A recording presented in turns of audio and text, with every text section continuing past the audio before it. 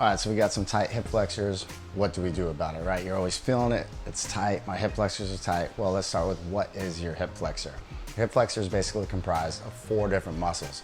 You have your psoas muscle, which runs underneath the abs right here, and it's really hard to get to unless you have like a kettlebell handle or you have a specific right tool. It looks like 2 little mountaintops. You can buy one of those on Amazon, but without that, it's really hard to get to the muscle. Next, you have your iliacus, which is right here underneath the iliac crest. It's a very small muscle. Then you have your sartorius, which runs from the iliac crest all the way down and around, and then your rectus femoris, which is this big quad muscle right here in the middle. So these are the 4 muscles that comprise of that hip flexor, which makes it tight. So we need to loosen up all those. Also at the same time, if this is tight, you're more likely going to be tight on this side of the hip and vice versa. So as we run through this, you can kind of make a mental note and see for yourself. So let's get into some things we can do. All right, let's get into it. So the first thing we want to do is kind of get that overall stretch. So knee down, bring this other leg out. We want to keep that chest upright, kind of anchor that knee down in the ground, and we're just going to sink forward, opening all this up. Long exhale, right? This is going to get into that rectus femoris. Going to get in up here into that sartorius. We're opening all of that up and getting to that iliacus a little bit, and we are stretching the bottom of the psoas muscle just a little bit. So from the side view here, coming down, again, leaning forward, keeping that chest upright, squeeze through that glute. Just really sink in, come back up, big inhale, same thing, long exhale. Open it all up, come right back up. You should get a nice stretch through the quad as well. All right, what we're gonna get into now is a little half kneeling. So we're gonna open up the inside of that hamstring and really kind of open up those groin muscles as well. Hit that sartorius and that inside of the rectus femoris. So we're gonna get that leg out. You're gonna kick this bottom leg in a little bit, makes it a little easier. Both hands down. We're gonna start with a big inhale.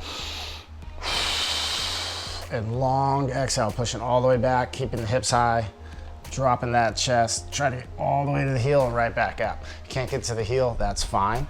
With each rep, just try to get a little further every rep as we come back down. So from side view here, again, that leg is out, chest is high, inhale, pushing straight back, dropping that hip down, and then coming right back up. And you repeat this for 10 reps, 15 reps. As it loosens up, then you can hold it for anywhere from 30 seconds to 2 minutes to really stretch it out. All right, now that we got like the main part here stretched open, we got the inside. Again, we need to get to that outside. Like I said, more than likely if you're tight on this hip flexor, you're gonna be tight on the outside here, vice versa. Unless you're just pretzeled up and knotted, then you're just gonna be tight everywhere. So let's get into the first one we could do to open that up, which we're gonna do is a lying figure 4 stretch. So I'll just go from the side view right off the bat. So we're gonna come down, cross this leg over, reach through, grab the front of that shin, lay back. If you need to, grab a pillow so you just rest it behind your head. If you can't, lean all the way back, and we're just gonna pull in. So as I pull in, the leg that's crossed, right, or the side's tight, you can just see how my hips just lifted that much more. So you're gonna pull in, you're gonna get that stretch all through here. And if you can't grab the shin, that's fine, just grab the back of the thigh. You're gonna get the same effect. Again, we're gonna do reps, long inhales, long exhales. Another movement we could do to really open up that hip is the pigeon. So a lot of you have done yoga, very popular yoga pose. But if you can't get into this, go back to that lying figure 4 stretch. So the pigeon, we're just coming up, crossing that leg in and coming down. Now some of you might be really high, so if I'm sitting from the side here, right? My hip's not all the way down, so I'm still kind of tight. I don't have that much mobility, I'm not a yogi.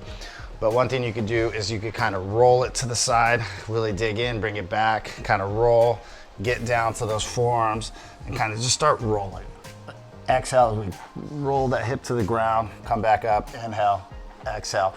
Start playing with the different angles, start feeling all those different muscle fibers move, and then we could graduate from the figure 4 to that stretch and start to really opening up those hips, which is gonna help the hip flexors relax. So that way they're not gonna have as much tension.